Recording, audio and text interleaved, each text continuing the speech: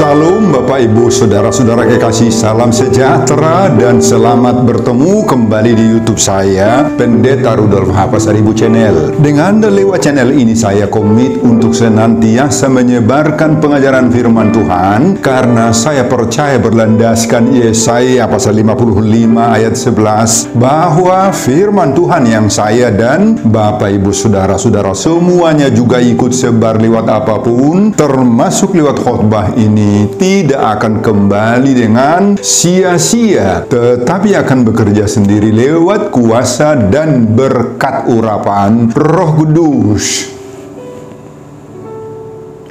Mari Bapak Ibu Saudara-saudara semuanya, saya ajak membantu saya menyebarkan pengajaran firman Tuhan, khotbah di pertanggungan minggu pertama sesudah Trinitatis 22 Juni 2025, terambil dari kitab Mazmur pasal 42 ayat 1 sampai 12, dan bacaan dari Injil Lukas pasal 8 ayat 26 sampai 39 diikat oleh topik atau tema Yesus menaklukkan roh jahat. Dalam bahasa Batak Toba dituliskan, ditaluho Yesus todina jahat. Saya baca untuk kita, simaklah pembacaan firman Tuhan berikut ini. Judul perikop Mazmur 42 ayat 1 sampai dengan pasal 43 ayat 5 adalah kerinduan kepada Allah. Khotbah kita dari ayat 1 sampai 12. Untuk pemimpin biduan, nyanyian pengajaran Bani Korah. Seperti rusa yang merindukan sungai yang berair, demikianlah jiwaku merindukan Engkau, ya Allah. Jiwaku haus kepada Allah yang hidup. Bilakah aku boleh datang melihat Allah? Air mataku menjadi makananku siang dan malam. Karena sepanjang hari orang berkata kepadaku, di mana Allahmu?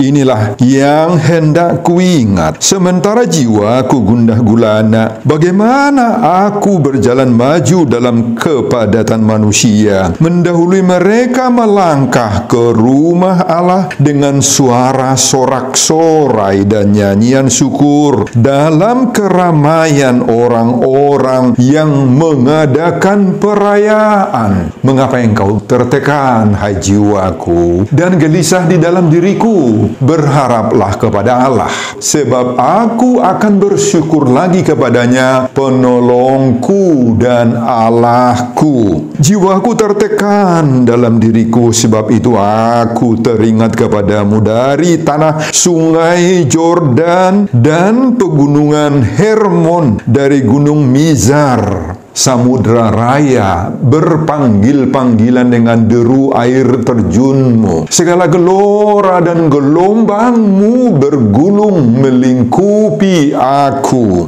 Tuhan memerintahkan kasih setianya pada siang hari, dan pada malam hari aku menyanyikan nyanyian, suatu doa kepada Allah kehidupanku. Aku berkata kepada Allah, gunung batuku, mengapa engkau melupakan aku? Mengapa aku harus hidup berkabung di bawah impitan musuh, seperti tikaman maut ke dalam tulangku? Lawanku mencela aku sambil berkata kepadaku sepanjang hari, di mana Allahmu? Mengapa engkau tertekan, hai jiwaku, dan mengapa engkau gelisah di dalam diriku? Berharaplah kepada Allah, sebab aku bersyukur lagi kepadanya, penolongku dan Allahku. Nah Bapak Ibu dan Saudara-saudara, demikianlah nats khotbah kita di pertanggungan minggu pertama sesudah Trinitatis, yakni minggu ketiga Esan Allah 22 Juni 2025. Dihubungkan dengan topik minggu, Yesus menaklukkan roh jahat, ditaluho Yesus todina jahat. Nah saudara, Mazmur pasal 42 perikop kita ini menunjukkan satu contoh bagaimana seseorang betul-betul tergerak bergantung sepenuhnya kepada Tuhan pada saat menghadapi berbagai-bagai tantangan, pergumulan, persoalan, ancaman berat dalam hidup sehari-harinya. Adapun keadaan dan pengalaman penulis Mazmur 42 ini, yakni penyanyi Lewi dari Bani Korah di saat menuliskan Mazmur ini adalah sebagai berikut. Pemazmur berada dalam kondisi dan situasi yang sangat amat sulit. Pemazmur merasa seperti dalam keadaan terbuang dan jauh dari bait Allah. Ia merasa terisolasi secara rohani. Ia sangat-sangat merindukan Allah agar segera menolongnya, tetapi Allah tidak segera menjawab seruannya. Ia merasa terisolasi secara fisik karena tidak lagi dapat memimpin umatnya dengan nyanyian syukur di rumah Allah sebagaimana biasanya dia lakukan. Memang tidak disebutkan di sini apa alasan atau kondisi yang mengakibatkan dia merasa seperti terbuang dan jauh dari rumah Tuhan. Juga tidak disebutkan nama negeri di mana ia sedang terbuang sekarang. Demikian juga tentang apa hukuman yang sedang dijalaninya saat di pembuangan itu. Ia merasa terisolasi sendirian secara sosial karena begitu banyak musuh-musuhnya yang terus-menerus mengolok-olok dia. Banyak orang yang senantiasa mengejeknya, mempermalukannya, dalam bahasa Toba, mengaleseng-lesengi, pailahunibana, dari sudut rohani, dari sudut iman atau kepercayaan. Apa kata orang kepadanya tentang imannya, tentang kerohaniannya? Pada ayat 4 dan ayat 11. Di mana Allahmu? Inilah ejekan orang itu kepadanya. Allahmu nggak kuat, nggak hebat, nggak punya kuasa, kata orang. Pemazmur merasa tertekan dan gelisah. Ia mengenang masa lalunya yang penuh dengan sukacita manakala memimpin nyanyian di rumah Allah. Dia rindu mendengar dan menyanyikan suara tehillim, syair-syair mazmur. Ia mengingat kasih setia Allah dan juga ketekunannya dalam berdoa dahulu. Kenangan itu membuatnya ingat akan kesetiaan dan kenikmatan dari Allah. Dan ia pun terus menyemangati dirinya sendiri untuk berharap kepada Allah dan memohon pertolongannya. Imannya tidak mau surut, Bapak Ibu. Nah, inilah pergumulan pemazmur saat menulis mazmur ini. Hidupnya sangat sulit, penuh pergumulan, mengalami tekanan hidup, keluhan-keluhan. Dari antara keluhan serta persoalan terberat yang dialami dihadapi pemazmur adalah karena begitu banyak orang melecehkan dirinya, melecehkan imannya atau kepercayaannya kepada Tuhan Allahnya.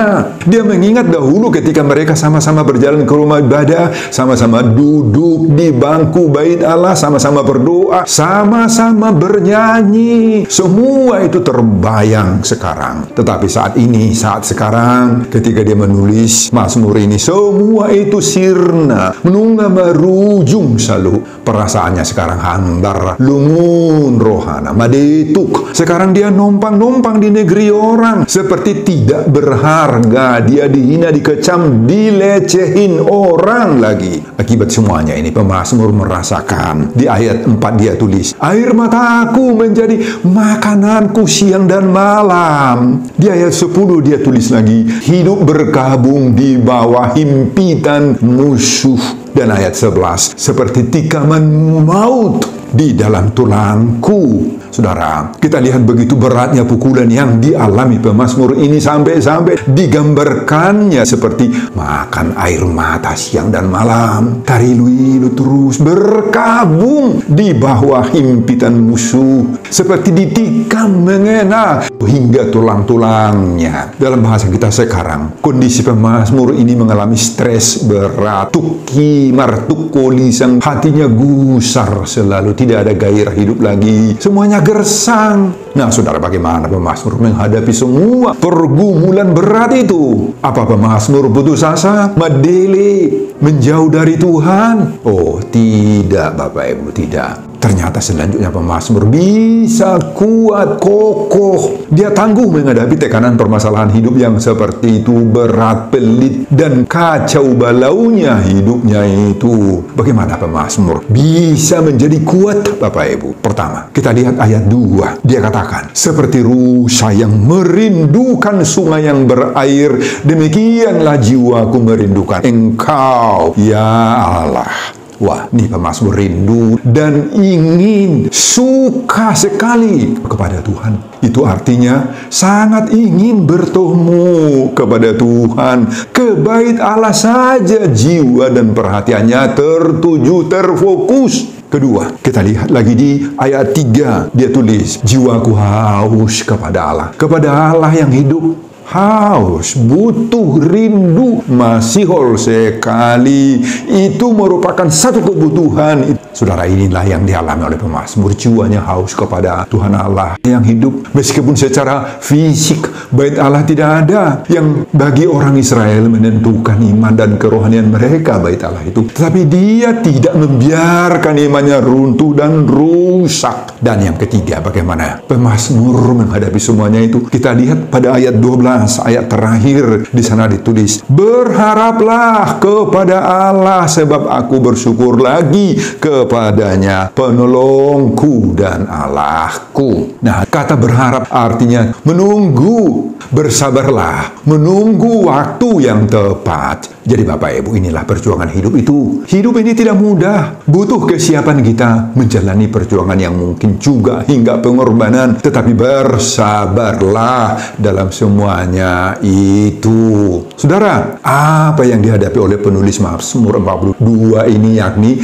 penyanyi Lewi dan Bani Korah? Nah, yang dihadapinya ialah dia tidak terlepas dari kuasa iblis si jahat yang berusaha menaklukkan dirinya lewat berbagai-bagai pergumulan dan ancaman. Inilah yang dihadapi oleh pemazmur ini. Tetapi lewat kuasa dan kekuatan dari Allah, dia mampu memenangkan pertarungan itu. Dan itulah juga yang dipesankan topik minggu pertama sesudah Trinitatis 22 Juni 2025 bagi kita saat ini. Yesus menaklukkan roh jahat. Ditaruh Yesus todina jahat. Amin Bapak Ibu dan saudara-saudara. Nah Bapak Ibu dan saudara-saudara, itulah isi khotbah kita di pertengahan Minggu Trinitatis tanggal 22 Juni 2025, dihubungkan dengan topik Minggu Yesus menaklukkan roh jahat. Ditaruh Yesus todina jahat. Apa pelajaran bagi kita lewat khotbah atau firman Allah ini Bapak Ibu? Pengajaran pertama, berbagai pergumulan menimpa diri kita pun jangan kita kalah.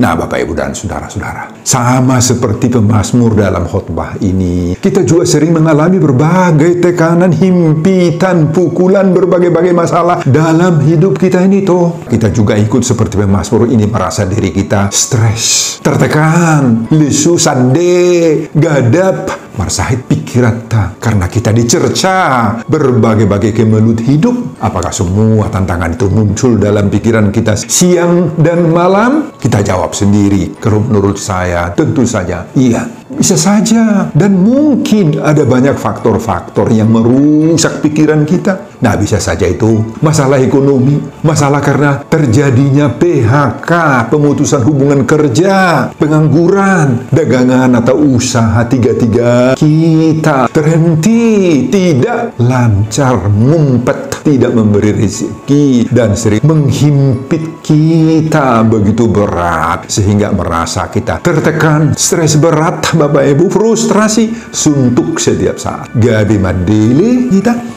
Nah, bagaimana kalau ada yang menyerang kita lagi dengan kata-kata umpatan, mengaleseng-lesengi, cercaan atau ejekan, menghina kita secara tajam, ya? Mungkin terhadap diri kita pribadi, keluarga kita, pekerjaan kita, dan sebagainya. Bagaimana kalau agama atau keyakinan atau gereja kita direndahkan, dilecehkan, Alkitab kita disebut dengan tidak murni? Bagaimana kalau Yesus kita itu dihina, dituduh macam-macam, direndahkan, dipalsukan, juga dibuat gambar-gambar Yesus jelek yang tidak pantas di medsos. Nah, Bapak Ibu Saudara-saudara, pasti atau sekali lagi pasti semuanya ini juga membuat kita ikut seperti pemazmur ini merasa berkabung. Pasti kita akan mengalami stres berat, tuki martukulisan gersang, hati kita gusar, tidak ada lagi gairah hidup. Loyo Bapak Ibu, bisa saja sampai seperti itu.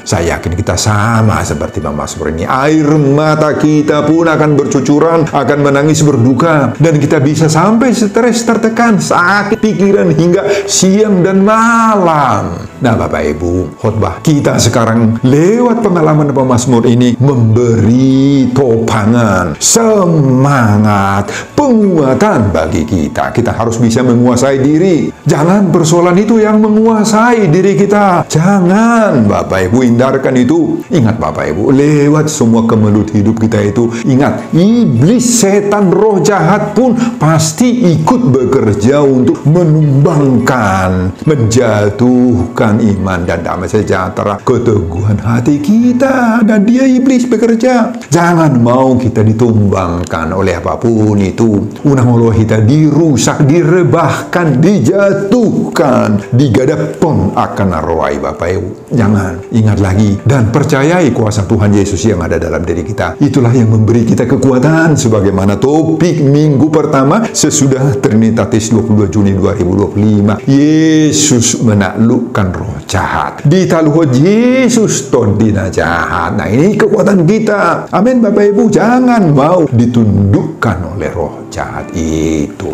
Pengajaran kedua, di saat menghadapi cobaan hidup, rindulah untuk campur tangan dari Tuhan.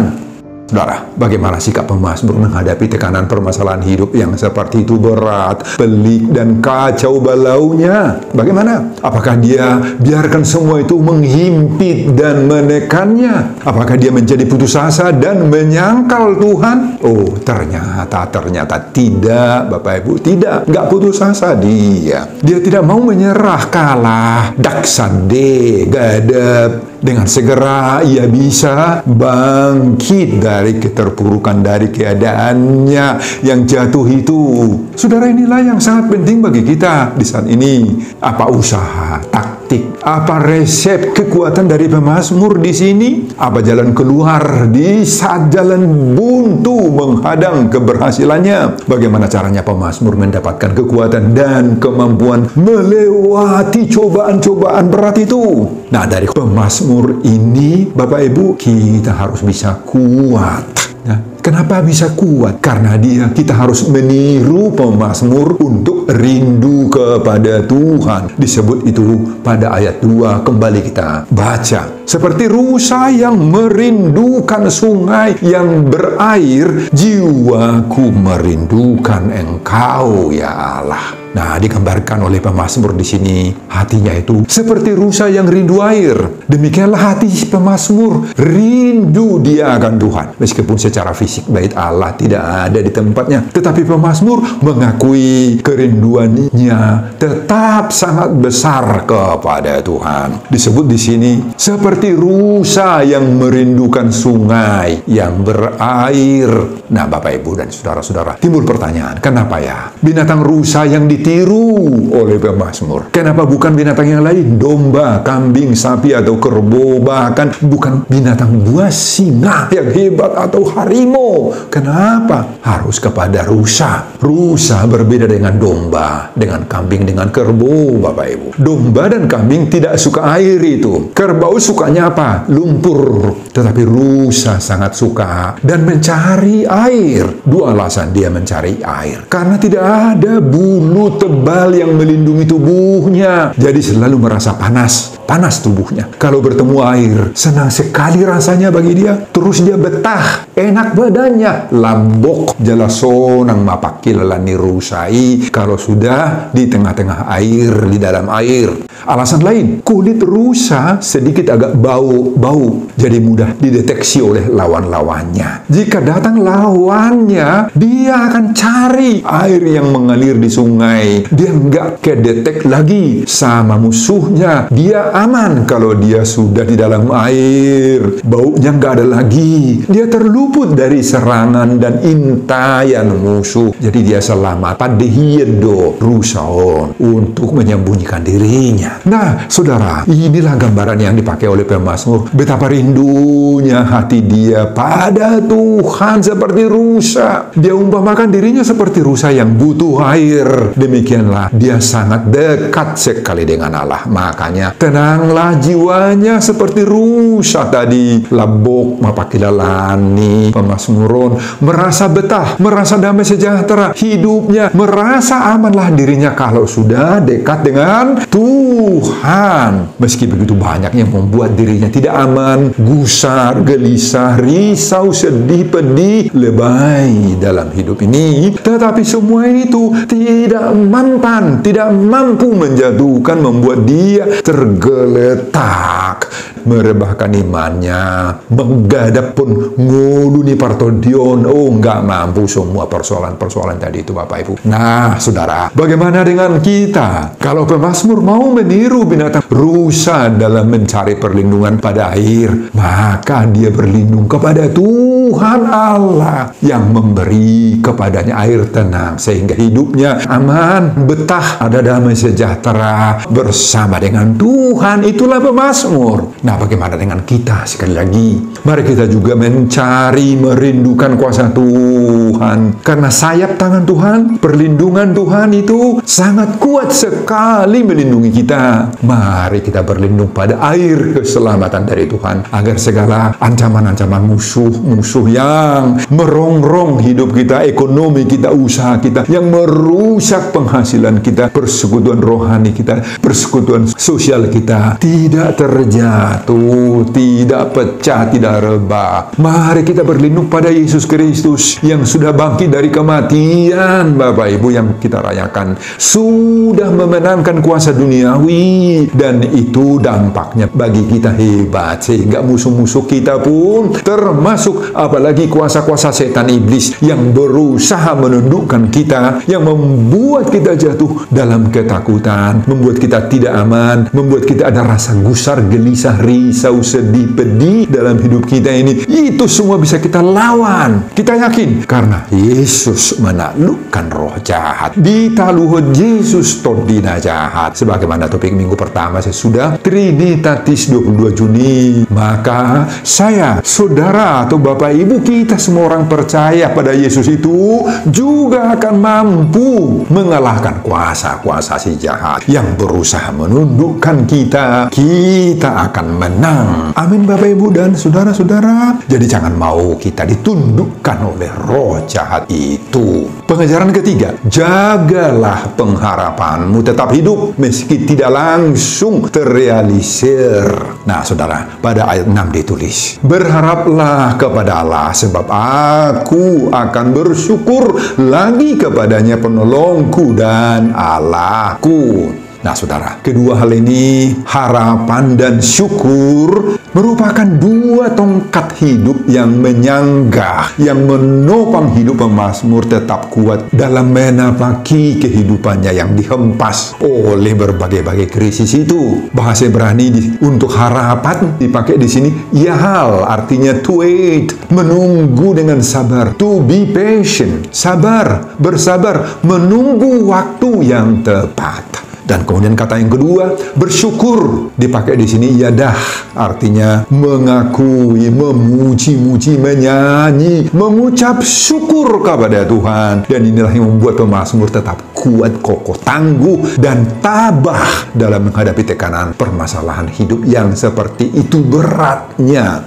Meski 1001 macam hal yang membuat pemazmur berurai air mata setiap hari, siang dan malam, tetapi kedua unsur inilah, berharap dan bersyukur, maka posisi dalam memuji-muji debata, ini tidak bisa hilang dari hidupnya, tidak bisa miss ini, tidak bisa tergerus ini dari dalam dirinya. Nah, Bapak, Ibu, dan saudara-saudara, kita harus punya pengharapan dan keyakinan serta rasa syukur seperti pemazmur ini. Mari Bapak Ibu, hidupkan harapanmu. Ini jangan mati, jangan pupus, jangan hilang ini dari dalam diri kita. Tak ada lagi gunanya hidup ini kalau yang ini sudah pupus, yaitu harapan dan syukur. Jangan ada di antara kita yang hopeless, yang mati harap, jangan. Kalau sekarang rasa haus, rasa rindu, keinginan, impian, cita-cita rohatai belum terrealisir, masih ada hari esok. Tuhan masih buat jadwal yang sesuai dengan kehendak Tuhan sendiri, toh. Di saat yang terbaik, Tuhan akan kirim kerinduan kita itu. Tuhan akan kirim yang sedang kita tunggu-tunggu itu. Cita-cita ningulutai akan sampai itu di rumah kita, di hati kita, di nguluta, sesuai dengan jadwal Tuhan. Amin, Bapak Ibu. Saat ini masih sedang di tengah jalan kerinduan-kerinduan kita itu. Nah, apa yang sedang Bapak Ibu, saudara-saudara rindu-rindukan saat ini? Kepada apa saudara sedang haus akan uang, happy untuk kebutuhan sehari-hari, haus atau rindu akan kekayaan, hamuraun, rindu akan pariana konon, akan memiliki hagabion di anak dohot di boru, parpino paron. Semua rasa haus seperti itu, Bapak Ibu, tidak salah. Termasuk rasa haus menikmati hidup sehari-hari, rasa haus akan uang, akan kekayaan, akan kehormatan, pariana konon. Semua kita merindukan itu, karena itu semua kita butuh, toh. Tidak salah. Namun ingat sekali lagi, dalam semua itu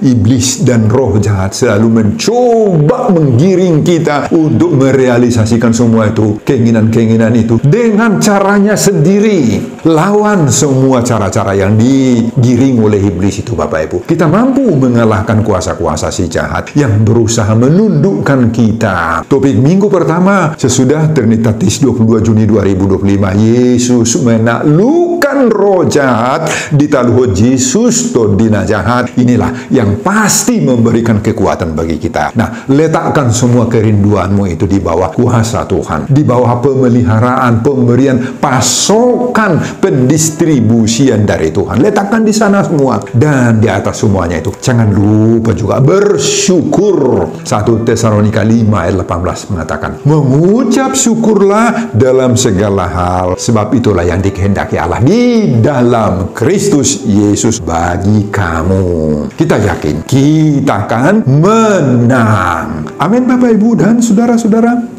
Sebelum saya mengakhiri khotbah ini kembali, saya mengajak Bapak Ibu dan saudara-saudara untuk membantu saya menyebarkan pengajaran firman Tuhan. Khotbah di pertanggungan minggu pertama sesudah Trinitatis 22 Juni 2025 dari Mazmur pasal 42 ayat 1 sampai 12 ini. Agar semakin banyak orang yang mau dengan semangat mempercayai Yesus menaklukkan roh jahat. Di taluh Yesus tontina jahat termotivasi lewat khotbah ini. Simak juga video-video khotbah saya yang lain agar Bapak Ibu dan saudara-saudara memiliki sentuhan dan pemahaman rohani yang semakin diperkaya. Buka di YouTube saya, Pendeta Rudolf Hapasaribu Channel. Selamat mengikuti ibadah pertanggungan minggu pertama sesudah Trinitatis buat kita. Tuhan Yesus memberkati kita. Salam Horas. Amin. Bapa, terima kasih untuk firman-Mu. Dari pengalaman pemazmur yang begitu banyak tantangan, pergumulan, permasalahan hidup itu, dia bisa mampu melawan semuanya itu dengan mengandalkan. Biarlah kami seperti pemazmur ketika kami sedang diberondong oleh berbagai-bagai tantangan hidup, pergumulan, dan permasalahan, sehingga kami mampu memenangkannya. Berkati hamba-Mu dalam mempersiapkan khotbah-khotbah berikutnya untuk kemuliaan Tuhan.